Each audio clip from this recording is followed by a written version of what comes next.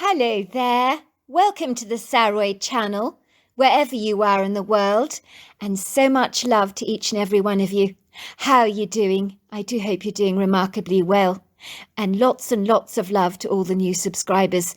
We've got some lovely stories lined up for you, and tonight is no exception to that rule. So before we get started, don't forget to subscribe to the channel, click the notification bell and the thumbs up. And let's get started with tonight's story. Dear Sarah, and all your lovely listeners, I'm attending to my front yard dutifully, pulling weeds that have thrust their ugly, spiky, pugnacious heads through the granular white stones that border either side of my red brick driveway, fringing the edges of my perennial flower beds that contain a kaleidoscope of summer flowers to roses that are tangled together in an English country cottage style, where dusky blue showy spikes fold in with ethereal delicate blooms in purples, pinks and reds, in reference to some of those ghastly monstrosities we choose to call weeds, that know no beauty, that have firmly decided to contentiously dapple my turf, or thrust themselves through my flower beds like unwelcome gatecrashers at a party, gracing my yard with their unsightly appearance and vigorous, indomitable resolve that even the bouncers of the plant world cannot eliminate without a touch of human intervention, as weeds like this are the most tenacious among the plants and the most grotesquely ugly in my opinion. I work studiously hard with my hands, ploughing the turf efficiently, to pull out these unprepossessing repellent buggers, some with roots that run so deep. I sigh warily at the tireless battle ahead of me. The gardener I had hired to help me with the yard work once a week, whom always plays the music so loud from his truck, as if he's entertaining a cricket stadium while he works, has clearly overlooked the job of doing the weeds, as if somehow they're not his responsibility. This staunchly strenuous job is certainly not for the faint-hearted, as I have World War III on my hands with these weeds. I wipe away the sweat that has dappled itself on my forehead with the back of my hand. My head is covered with a large flopping sun hat. The knees of my jeans have become as black as the earth itself, and if you didn't know better, you would have thought I'd been dragged through the mud backwards. I glance at the cottage with a reverential awe, hardly daring to believe that it's all mine. It seems almost incomprehensible. I mean, I'm 24 years old, for goodness sake, with a plethora of student loans that have piled up and need paying off. At the very least, with my wages, combined with that of my fiancé's, we could have afforded to rent a somewhat decent apartment together. But to buy a cottage like this, not a chance. Who would have thought that a summer job, helping an old woman with some menial chores around the cottage, joining her for frequent cups of tea and cosy chats, as well as cooking her some meals, would have ultimately led to her leaving this cottage all to me? Mona Sandilands was such a sweet, dear, endearing old lady. My family had known her in passing over many long years. She had regularly attended the local church in town, and was well known for the vast collection of novel, colourful hats she wore every Sunday, that looked like collector's pieces, they were so marvellously unique. She came from a generation that believed you dressed up in your Sunday best for church. I thoroughly enjoyed spending time with Mona Sandilands. It had never ever been a laborious chore, but a complete pleasure. I enjoyed the conversations I had with older people. They always had something interesting to say. There's something about the older generation I truly appreciate. Many of them are so comfortable in their skin.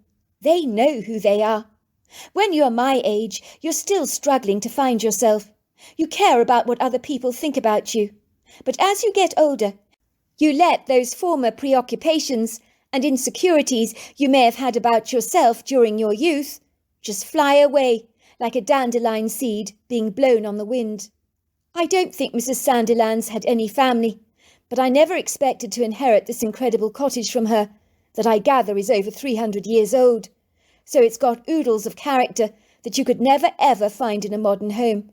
I often think that little like a fine wine that mellows and improves with age, as it marinates in the juices of the grape. It's no difference with a home, as over time the history of the home becomes like an indulgent, fragrant bouquet, And it's almost as if the house settles, develops roots all of its own, like a large oak tree, becomes more and more magnificent with time, and blends in so seamlessly with the natural fauna and flora. I'd always told Mrs. Sandilands that her cottage was like a beautiful poem. I'm just so grateful that Mona died so peacefully in her sleep one night. She always told me that this was the way she ultimately wanted to go. She wanted to die here at Tumbledown Cottage. She had clandestinely put the cottage into my name, with the help of my father, insisting I was not to know about her generous gift until after her death. So my dad was privy to her great kindness. She told him that young people had it so hard these days, and with my student loans I deserved to have a helping hand. I loved the cottage, and she would be delighted to pass it on to someone who appreciated it as much as she had done in life. I know one of Mona's favourite spots was the pretty backyard, overlooking prepossessing views of the woods that contain a vast congenial collection of trees that pencil up majestically into the large cobalt blue sky, from white pines to hackberries and red and bur oak trees. Mona Sandilands' cottage was down the road from our farmhouse, was situated in half an acre of land. The story goes that Mona's grandfather, Sidney Pascal, whom had been one of the few farmhands on the very large corn farm, had noticed what looked like a doll's dress floating upside down in the silvery pond, entangled in some water lilies. By all accounts, he could easily have overlooked, disregarded the strange sight with a measure of indifference, and dismissed it out of hand as just a piece of cloth blown away by the wind that was now submerged in the water. But he spontaneously dashed into the water to investigate this incongruous curiosity, as he had an overwhelming sense, an instinctive feeling, that something was seriously off. He was to discover it was the farmer's 7-year-old daughter Gracie, who had fallen into the water, becoming entangled and ensnared by the water lilies. He had pulled the little girl from the pond, like a drowned rat. Little Gracie's ashen, dishevelled, doll-like body seemed vacant of any life.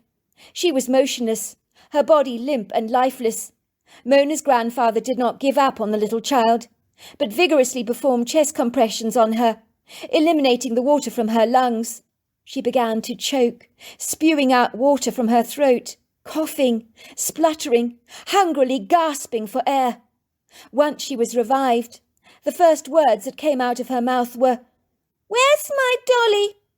I gather the little girl, Gracie, decided to take her dolly for a swim in the lake, but her doll fell into the water and floated away. Gracie tried to retrieve it, and vicariously fell into the water herself, becoming entangled by all the lilies. The farmer felt so indebted to Mona's grandfather for saving his little daughter's precious life, and asked him what he could give him as a way of saying thank you. Mona's grandfather said he would like the cottage at the rear of the property, overlooking the white sandy road. The farmer cordoned off what he considered to be a small piece of land, given the vast size of his farm, containing it neatly within the borders of a smart white picket fence, and Mona's grandfather called his new home Tumbledown Cottage. I gather the name of the cottage came about from the little girl tumbling down into the water. Tumbledown Cottage is situated in a countrified location geographically, close to the city of Medina, a rural city in Hennepin County, a suburb in Minneapolis, Minnesota, in an area rich in farmlands, woodlands and lakes. It's situated in the upper Midwest, in interior North America, sharing a water border of Lake Superior with Michigan and Wisconsin. The town itself has a sparse suburban feel, with coffee shops and parks, and a relatively small population. I will almost certainly never forget the indelible day I discovered that Mona Sandilands had died overnight, at the grand old age of 99 years old, which was not a bad innings, although she had hoped to make it to 100, as that was a milestone she would have very much liked to have accomplished or conquered, rather like running a marathon or climbing Mount Everest, but regretfully it was not to be. But the very good news was that until the day she died, she was living a fully independent life, and that was something she never ever took for granted. I will admit her old weathered hands, mottled by liver spots, blue veins and wrinkles, looked more like claws. They were gnarled with an angry, obnoxious arthritis. Her once very straight back, elegant gait, vertical deportment, had certainly suffered from the cruel ravages of time, curling, folding, and flopping over her torso like the sweeping boughs of a weeping willow, skimming the surfaces of the water so gracefully. Her body had become slower, cumbersome, less agile, so that her walking was slow, deliberate, and very considered. But other than that, she was in remarkably good nick, for one so advanced in years. She had always been a spindly woman, with matchstick-like legs and arms. Her long, silky hair, as white as the walls of the cottage itself, always smelt so fragrantly fresh of apple shampoo, and was swept back elegantly from her small weather-beaten face in a neat chignon. She had brown, lively eyes like a squirrel, that were the colour of rich dark chocolate, always sparkling with a curious inquisitive merriment, but her face became so wrinkled and furrowed by lines that sometimes she rather reminded me of a wizened old tortoise.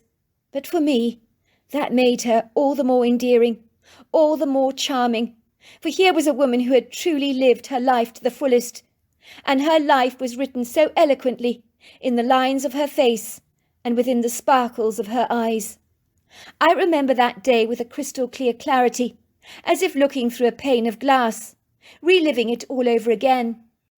I had been riding my bicycle from our red-bricked farmhouse, we called the Golden Hob, sailing down the sweeping white dusty country lane, in rather an inappropriate flowery cotton dress that was blowing in the wind like a large sail. Not exactly the most desirable thing to be wearing on a bicycle, I hasten to say. I remember when I arrived at Tumbledown Cottage, I parked my bicycle against the garage door, ambling over the red brick driveway to the gleaming front door that was painted in lilac to complement the purple wisteria. I pulled the key up from underneath the broken terracotta flower pot, where hanging geraniums cascaded over its lip in a cocktail of pretty red blooms. On that enchanting morning, everything was indelibly tattooed in my memory, so that it couldn't be stolen from me, not even by the hands of time itself. Everything looked perfectly beautiful, so tranquil, so serene, so undisturbed and unspoilt.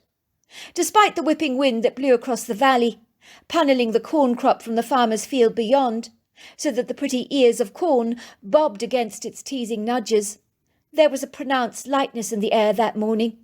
The sunshine seemed to dapple the white brick walls of the house with pretty speckles of light, while the dusky feather boa blooms of the lilac wisteria tumbled delicately over the walls in sweeping showers.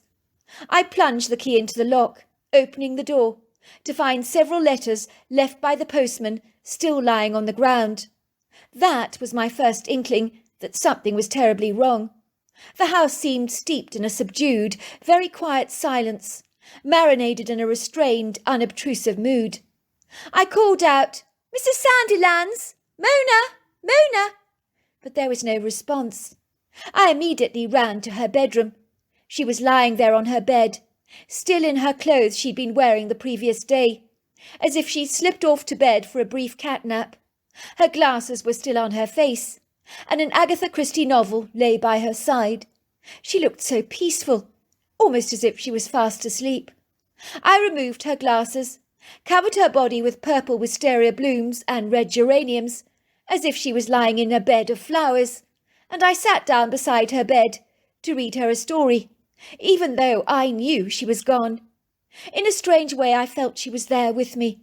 My tears were laced with joy and sadness at the same time.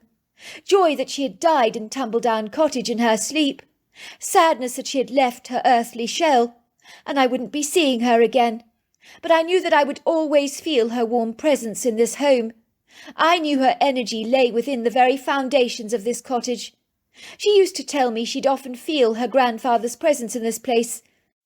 I don't doubt for a moment that that was true. As I dig up the weeds in the front yard, it's almost like Mona Sandilands is here with me, smiling down on me, wearing a huge floppy white sun hat, decorated with pink roses. It's as if she's giving me an approving grin, saying, "You go, girl." She hated and despised weeds with a vengeance, and was flauntingly proud of her yard, where the white wicker fence overlooked cornfields, billowing hills in the furthest distance, and was fringed by a majestic wood grove of trees. She would be so pleased with what I'm doing now, keeping these nasty buggers at bay.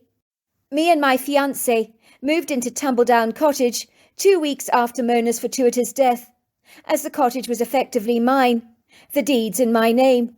I didn't have to wait for all the contentious issues and imprisoning red tape that always perpetually arise when attorneys deal with estates, which is what Mrs. Sandilands wanted me to have to avoid. A very clever move on her part. All of a sudden I hear deep guttural yells coming from the backyard, where a mechanical digger is being used to bring up the earth. I'm having my kitchen extended, courtesy of my father, who wanted to pay for the work as a gift for me. The nagging mechanical sound it was making has suddenly stopped. My heart thunders in my chest, my stomach heaves, while sweat between my shoulder blades is now dribbling down my back. Has something happened? Is one of the builders injured? Oh my God, one of the builders is injured! My mind dances from one gruesome possibility to the next, rather like a frog jumping from one water lily to another on a silvery pond. In my mind's eye, my imagination spares me no mercy, no tactful consideration. I see it all so gruesomely graphically in my mind's eye. Severed joints, gushing blood, amputated limbs. For a moment, time stands horribly still, as a congealing claustrophobic energy hems me in so tightly, stealing my breath, constraining my ability to even react. I freeze to the spot. The yelling has stopped for a moment. The ominous feeling I have is in direct opposition to everything else on this congenial day, that gives no hint that it could suddenly become shrouded in an unsavoury darkness, an unpalatable experience. The blue sky is like a calm ocean, without a cloud in sight. The sunlight twinkles generously through her ethereal canopy, with a temperature that is pleasing, not too hot nor too cold. That's when I see the builder Matty running around the side of the property. He's looking for me. My heart sinks like a rock, plunging to the bottom of a very large lake. I know what he's going to tell me. I know exactly what he wants to tell me, and I don't want to hear it. I want to be out of here. I don't want to be around. Call the emergency services. There's been a dreadful accident. Blood everywhere. I can just imagine it. Matty is roughly about my age, a rather handsome fellow. His T-shirt is drenched in sweat under the armpits. His wavy Nordic curls seem to resiliently bob up and down in the air as he moves towards me. His blue eyes look panicky, like the waves of a tempestuous, turbulent ocean. But within the panic, I sense the rising effervescent bubbles of an untamed, unbridled excitement. It seems like rather a strange mix to me. Has there been an accident? I ask, thinking that he's going to ask me to call an ambulance. Carlotta, he says, his words spilling out of his mouth so fast that he sounds more like a jetting waterfall. I can't hear a word of what he's saying. Sorry to disturb you, but I need to show you something right now. Please come quickly. I put down my trowel, wipe my dirty hands against my knees, follow him around the backyard. What could it be, I wonder? As those yells I'd heard earlier were not of the joyful kind. I'm not very good at dealing with the builders. I prefer to leave that to my fiancé Marvin and the architect Mr. Markham. I don't want to be dragged into something like this. But with my fiancé at work, I really have no option but to be dragged towards this problem. A problem I would so much sooner avoid. It's when I reach the backyard, I see the other builder, Bertie, bending down in the soil. He's using his hand to whisk away some of the soil. Oh my God, he's discovered a skeleton. That's all I need to put a halt to this building project. Somebody's been clandestinely buried under the yard of my home. I think of all the dreadful possibilities. A previous resident, before the house actually came into Mona's family's hands, perhaps. Accidentally beat his wife over on the head after a spat, and now she's buried in the yard.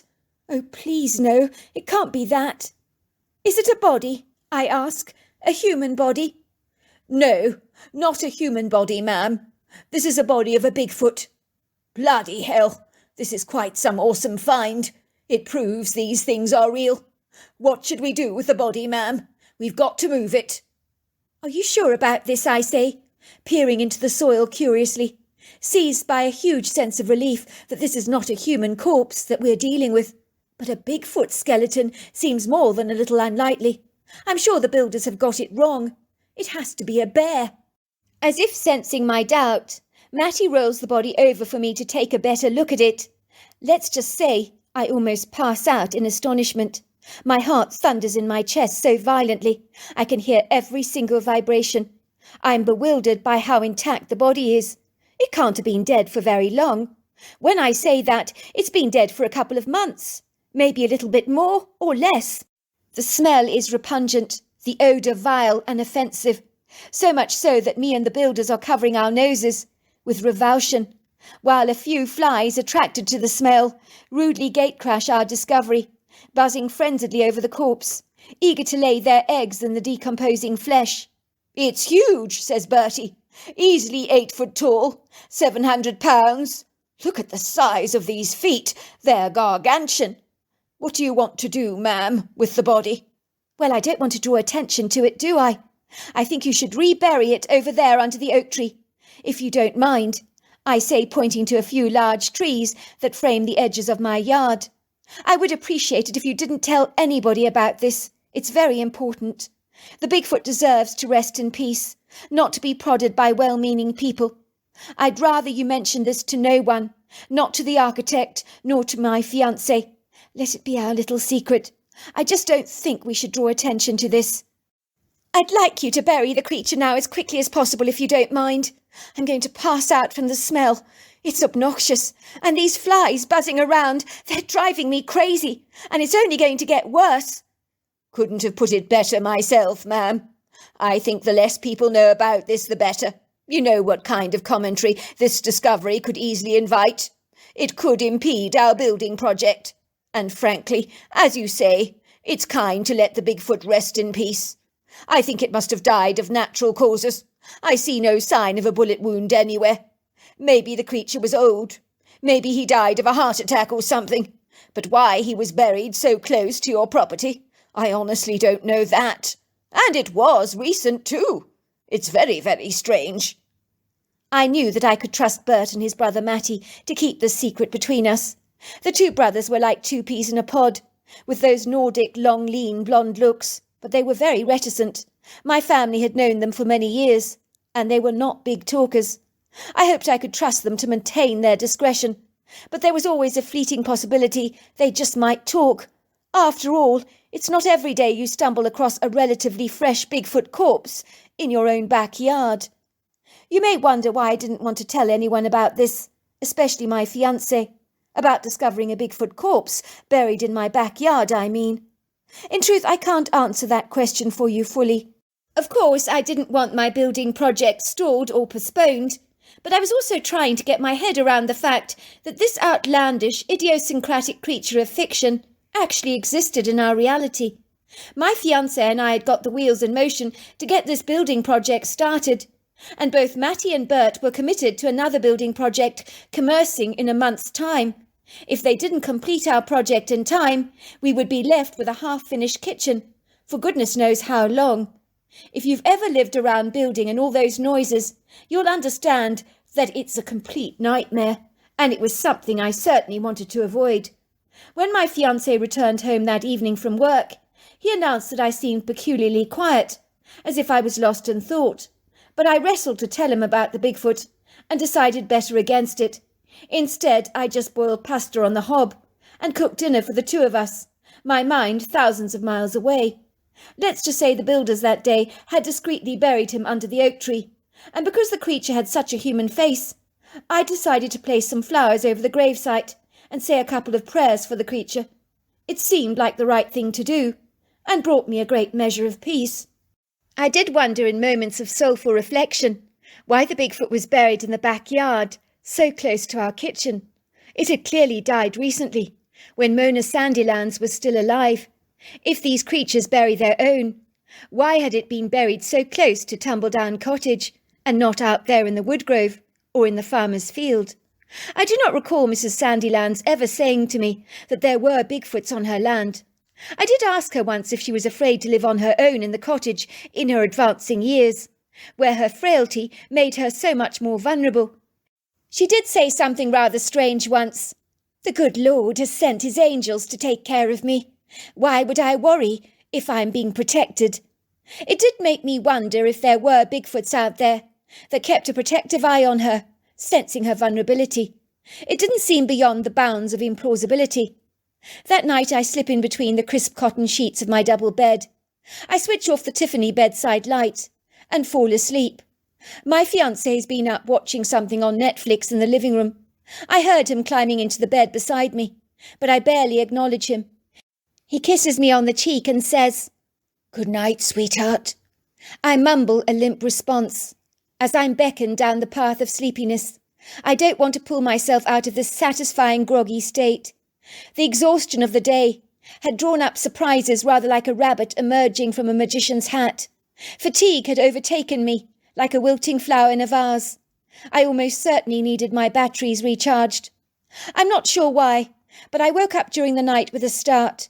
My eyes instinctively bounced to the bright red digital bedside clock by my bedside table. It's 1:30 in the morning. Our black and white tabby cat, Whisper, is lying beside my fiancé. He's also locked in a deep sleep, but his ears suddenly perk up as I sit up in bed awkwardly, his dark eyes studying me curiously. I don't know what it is about my fiancé Marvin, but let's just say animals naturally gravitate towards him. Whisper was my cat in the very beginning, I hasten to say, but he's taken such a shine to my fiancé, so let's just say these days I don't get much of a look in with that cat. I will admit I'm a tad jealous about this fact. My ears stand up in attention. There it goes again. Another curious banging sound. It sounds rather like a branch of a tree bumping against the eaves of a house. "Did you hear that?" I say, poking Marvin on the shoulder. But his body curls up. He mumbles something under his breath that sounds like, "It's nothing. Get back to sleep.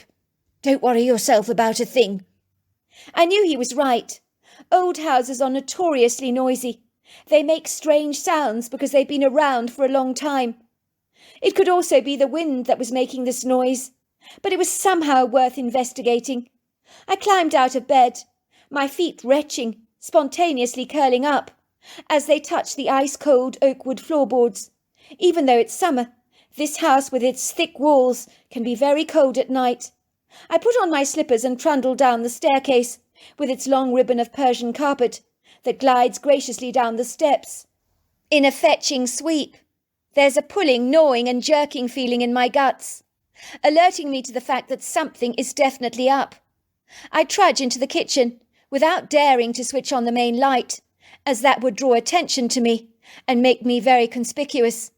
I stand against the countertops very still for a moment, my focus pinned on the backyard, as I astutely stare out of the kitchen window. I can see the robust, formidable silhouette of the mechanical digger in the foreground, along with piles and piles and piles of upturned earth. And then in the furthest distance, the outside light of my kitchen, that overlooks the backyard, appears to have generously flooded everything with an effusive light.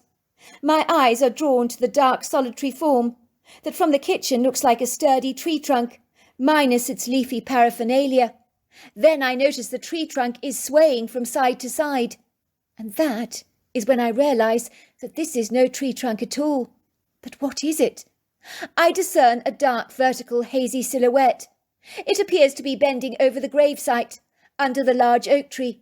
And the first thought that comes into my mind is, could this be a Bigfoot? Maybe he or she knows their friend has been reburied, and that would be quite distressing for the creature to appreciate or even understand. I grab my husband's rifle, not because I want to harm the Bigfoot, if it is a Bigfoot at all, but just to ensure that I'm safe. I know if I was to wake my fiancé and tell him about this idiosyncratic creature loitering around our backyard at night, he would never dream of letting me go outside. I am reminded of the dead Bigfoot that I'd seen lying in the ground, with a face so human. It seems hard to believe that something of such human proportions, only massive in size, could be that different to us. I remember hearing a story about how these horses in Africa invited a wild zebra to join the herd. They recognized the commonality between each other. Although they belong to the equidae family, they are very different. They do say that unlike horses, zebras don't really like other animals, but this particular zebra emphatically believed he was a horse, and he acted as one too. It would seem she gave birth to horses with stripes. I was sure that the Bigfoot would not harm me if he saw me, as surely he would recognize the commonality between the two of us, that those horses in Africa had recognized in the zebra. I was feeling a little flustered with excitement, sprinkled with a measure of curiosity. I had to see this creature. I had to see what he was up to. I quickly opened the kitchen door very quietly, stealthily creeping across the ground, rifle in hand. I moved towards the trees that fringe the right-hand corner of our yard. I know that the imposing beech tree close to the oak will give me a great view of the creature. I moved cautiously, very silently through the trees, passing the large eyesore in the middle of our lawn, caused by the mechanical digger. A gentle wind is blowing. It's causing the trees to rustle. I move in accordance to the sound of the wind, hoping that its light blustering whipping sounds will clandestinely camouflage and mask the very sound of my own feet. My foot presses down on the ground, caressing the green turf, very gently. I finally reach my destination, the large beech tree that is feet away from the oak. I reach out to hold the trunk, to stabilize my body, to steady myself. My little inquisitive head peers out at the Bigfoot, whom is energetically digging up the gravesite with an impassioned obstinance. She resolutely whisks up the soil, much like a dog with its paws, but she ploughs assiduously through the ground with a speedy efficiency, a tenacious, unflagging determination, using her powerful hands and sausage-sized fingers, rather like a pliable trowel.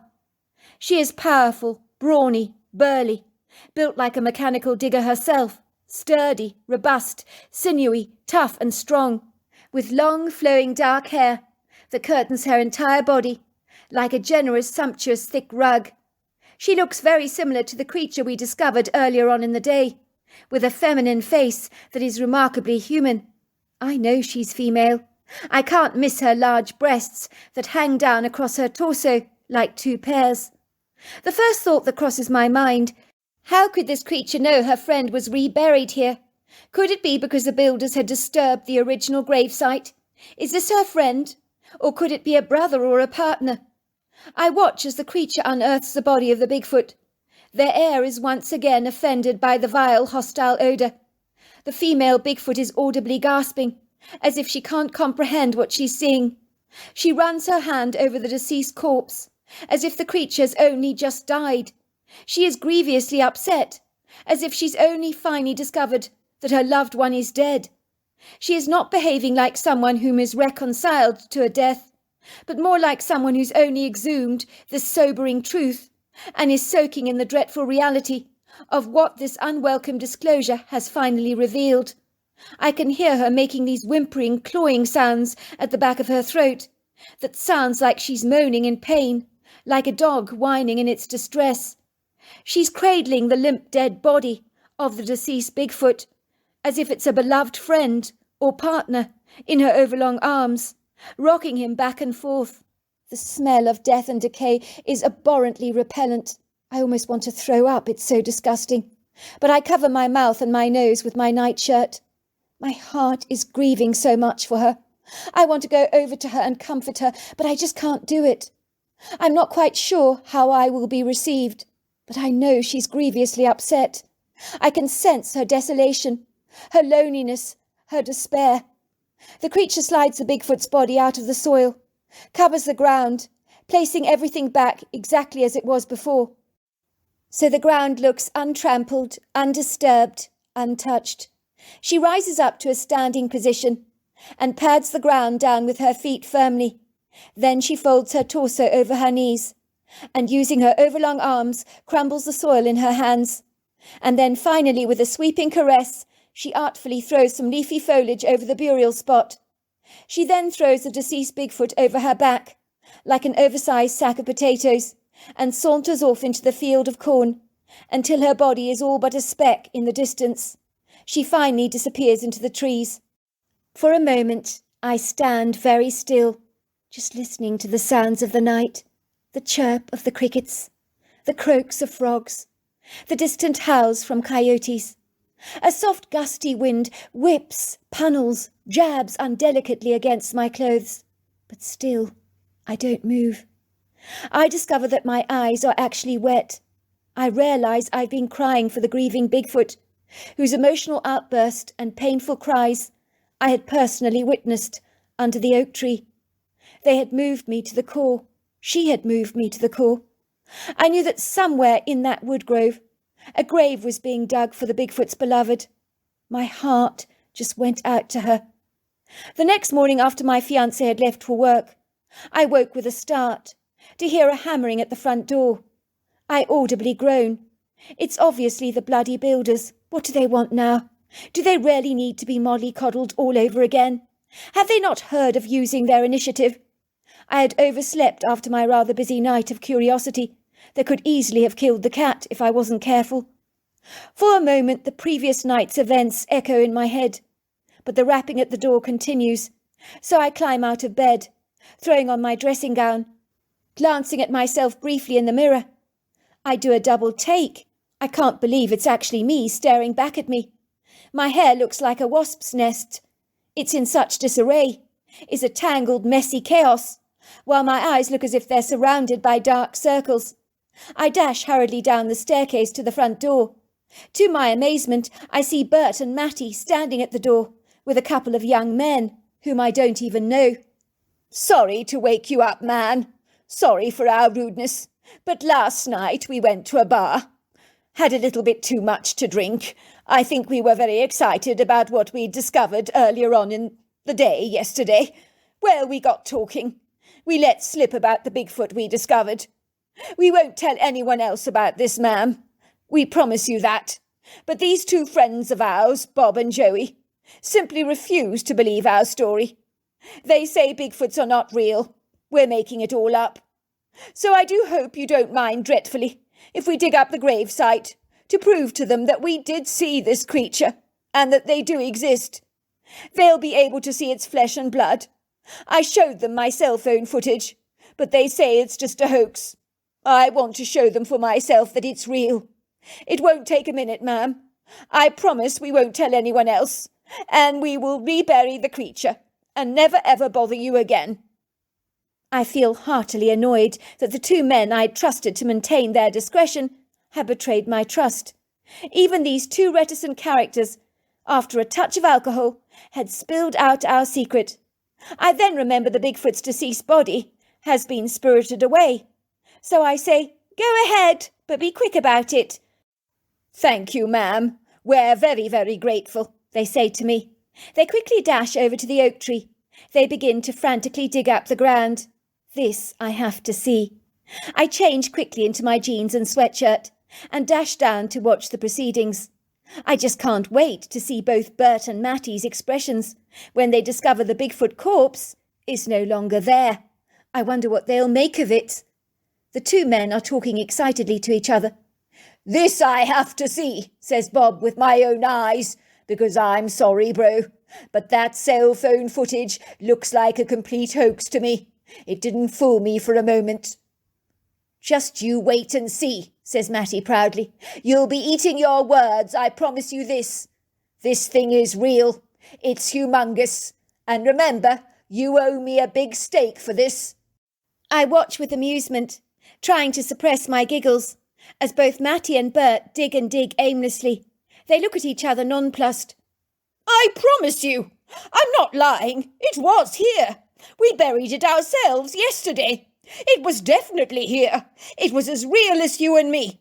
And you could see it clearly. It was definitely a Bigfoot. But it's gone. It's just vanished." "Right," said Bob. "You're pathetic, Matty. This is a warp joke that's gone way too far. What were you doing? Going to show us an old Bigfoot costume or something? I told you it was a bunch of baloney." "Tell him, ma'am. Tell him there really was a Bigfoot here, and that we're not making any of this up." I'm saying nothing, I say, walking away. It must have been a month later, after our kitchen had been completed, that I was looking through Mona's old cookery books. I found a book of old southern recipes, of things you can do with the versatility of minced beef. And then something falls onto the ground. It's a drawing of a Bigfoot. I read the back. It reads, "Godji, Black Raven, July 2010. This picture was a hand-drawn picture, and looked exactly like the Bigfoot the builders had found lying in the grave. I knew Mona could draw very well. I recognised her writing. Was Godgy her friend? Was that why he was buried by the house? But who had buried him, and why had he died? Little did I know that my answers to this curious conundrum would soon be answered, sooner than I expected. That was when we invited Mona's oldest friend to our home for dinner, after the alterations were complete. Morris lived with his family on their farm. He was about 80 years old. He had been married to Mona's sister, whom had died 8 years prior. But Mona and Morris had remained very close friends, and he was always helping Mona out when she needed a bulb changing or the lawn mown. "It's good of you to extend such a generous courtesy by inviting me here for dinner tonight," says Morris, his beady dark eyes running over our home, rather like a hungry Hoover. I could tell he was exceedingly interested in what we'd done to Mona's cottage. "I must say I'm remarkably impressed. You've transformed the cottage. It looks quite wonderful. Mona was determined to leave this cottage to you. She said you identified with the bones of this place, and this cottage appears to have spoken to your heart. She felt you were meant to own it." "Wait until you see the kitchen," I say, ushering Morris into our extended airy kitchen. For a moment the elderly man just stands there, in what I describe as a steeped silence, as if his tongue is robbed of all its words. He stares vacantly at the kitchen, with a bemused, befuddled expression on his face, as if he doesn't know what to make of it all. "You excavated the land here. You dug everything up on the outside of the kitchen, to make it bigger, I see." "That's right," I say, looking heartily disappointed at Morris's complete lack of enthusiasm. "How did the excavation go?" he asks in a nonchalant, indifferent way. "No issues along the way?" Then it dawns on me. He's talking about the Bigfoot. Was he the one responsible for burying it? I had told my fiancé Marvin about the Bigfoot by this time, so I said to Morris, "You're talking about the Bigfoot." His face colours. "That's right. What did you do with his body? You didn't tell anyone about it, did you? Mona would have been most upset if you did." To cut a long story short, it would seem that Morris didn't know about Mona's relationship with the Bigfoot until she called him up one day to ask him to bury her Bigfoot friend, that she called by a strange name, that I gather means Black Raven. She said he had always watched out for her, and often stood in the spot where he was buried, to watch over her cottage. So although Bert could not reveal many details, it seemed there was a Bigfoot in her life that kept a beady eye on her, until one day Mona found him outside the kitchen door dead. She thought he might have died of a heart attack. He tried to squirrel more information out of Mona, but all she could say was that Black Raven was her very best friend. Morris said that she was never the same after her friend had died. Morris believed that Black Raven's untimely death had almost certainly hastened her own. So there you are. That's my story. Wow, what an incredible story. Until next time, goodbye and good night.